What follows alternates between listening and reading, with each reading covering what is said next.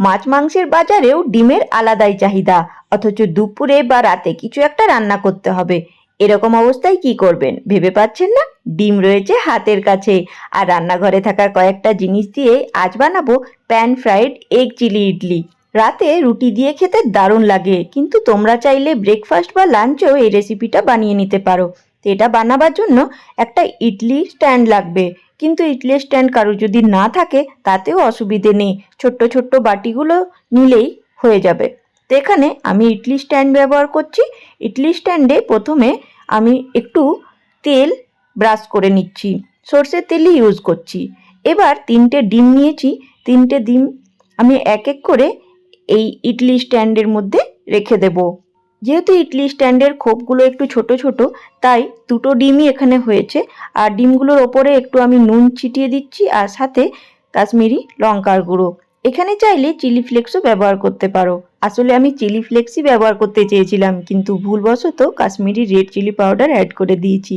তো চলো, এবার একটা কড়াইতে প্রথমেই আমি জল গরম হতে বসিয়ে দিয়েছি, আর তার মধ্যে রেখেছি একটা স্ট্যান্ড। এবার জল ফুটে উঠলে ডিমগুলো এতে দিয়ে কভার করে 10 মিনিট বয়েল হবার জন্য রেখে দেবো। গ্যাসের ফ্লেমটা মিডিয়ামেই থাকবে। 10 মিনিট বাদে এটাকে চেক করে নেব। তো এখানে আমাদের এগ ইডলি রেডি।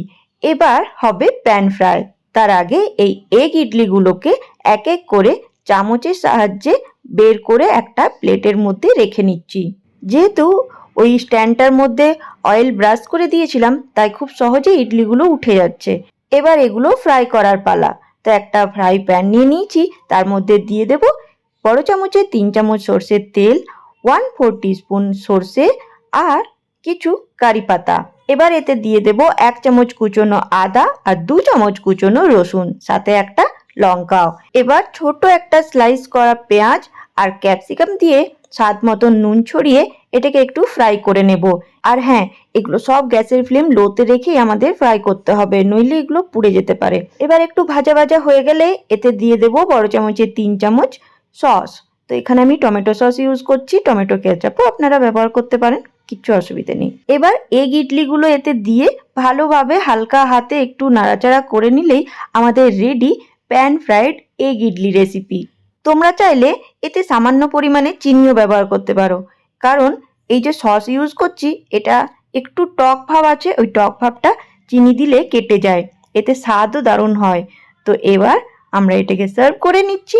আমি তো রুটির সাথে সার্ভ করেছি, আপনারা বানিয়ে কি দিয়ে সার্ভ করেছেন জানাবেন। তো আজকের ভিডিও আশা করি ভালো লেগেছে। ভালো লাগলে ভিডিওটিকে লাইক এবং শেয়ার করে চ্যানেলটিকে সাবস্ক্রাইব করে আমার পাশে থাকবেন। ধন্যবাদ।